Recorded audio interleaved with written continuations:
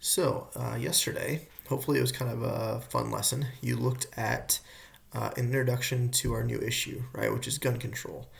And you looked at different historical events in our history and how some of those events have then impacted our government to pass certain laws, regulations, restrictions, etc. On guns. Right now, again, whether you agree or disagree with that doesn't matter really.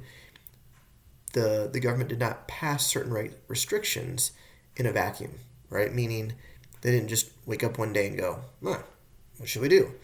Like there was a specific event or a series of events that really put pressure on them to consider doing something.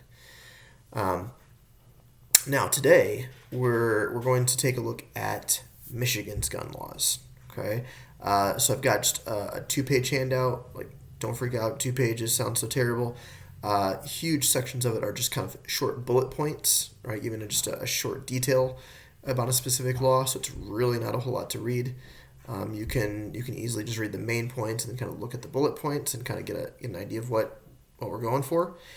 Let me just be honest, it is quite complicated, right? I mean, I don't expect that you're going to understand every single detail about every single gun law after today. But if we're going to talk about gun control in the coming days and the philosophies behind it and the philosophies against it, then honestly, we need to know, what are we even referring to, right? Like, what types of restrictions does, say, our state have, all right?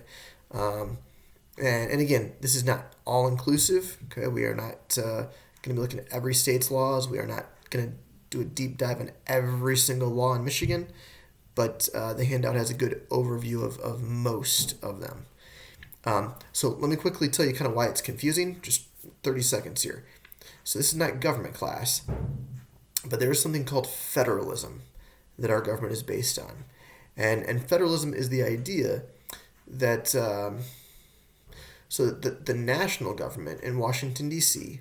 has the right to pass laws and restrictions and make certain things illegal or legal, but so do the state governments, okay?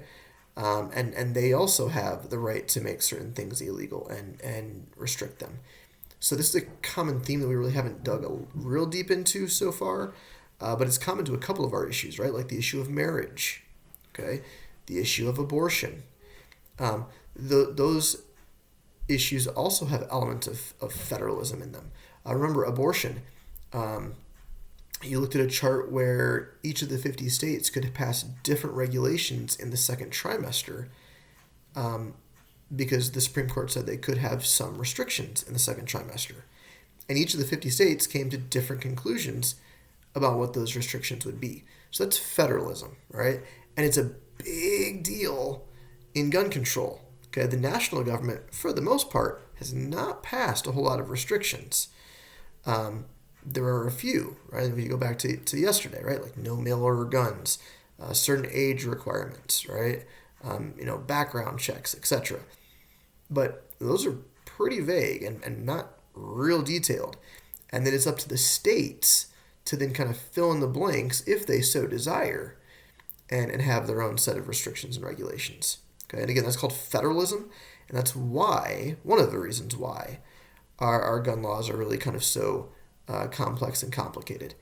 All right, probably the other reason they're complicated, they've been pieced together over time, right? Like, so for, in other words, as new events or way back in history as a new type of firearm was introduced, then there would be new laws, right? And so we kind of have to revamp them, and sometimes that isn't always done with real regularity. So, all right, again, hopefully your examination of Michigan's gun laws helps you a little bit, especially, again, as we move forward and look deeper into kind of the philosophies and ideas behind each side of this argument.